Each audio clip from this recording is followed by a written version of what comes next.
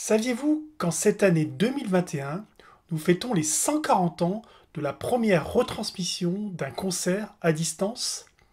En effet, la retransmission d'un concert à distance n'est pas un concept qui est né avec la pandémie de Covid-19.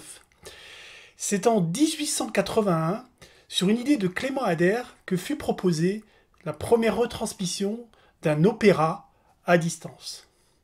Mais revenons 2 ans en arrière.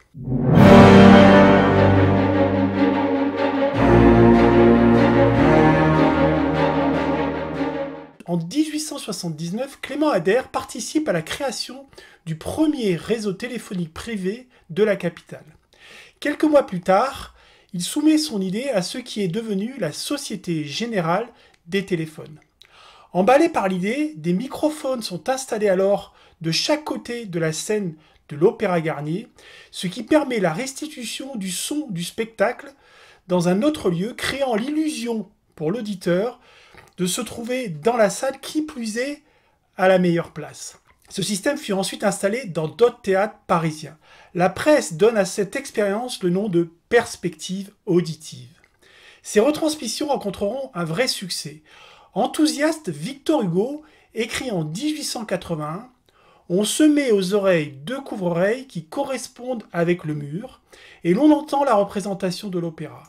On change de couvre-oreille et l'on entend le théâtre français. On change encore et l'on entend l'opéra comique. Les enfants étaient charmés. Et moi aussi. » Cette invention, qui préfigure la stéréophonie et la retransmission à distance, fut ainsi la première utilisation du téléphone. Réédité lors de l'exposition universelle de 1889 au pied de la Tour Eiffel, cela va donner une idée à deux hommes d'affaires. C'est ainsi qu'est fondée cette année-là la Compagnie du Théâtrophone. Théâtrophone devient le nom de baptême du service.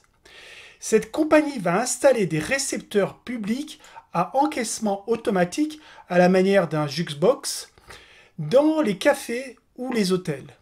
Reliés aux différents théâtres parisiens, ceux-ci permettent d'écouter des spectacles programmés dans les salles de la capitale.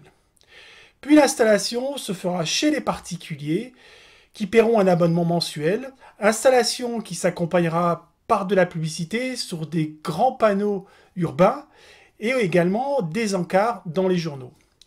Il y aura ainsi quelques centaines d'abonnés, dont Marcel Proust, grand amateur d'opéra, mais pour des raisons personnelles souvent confiné chez lui déjà, et qui en devient un fervent utilisateur.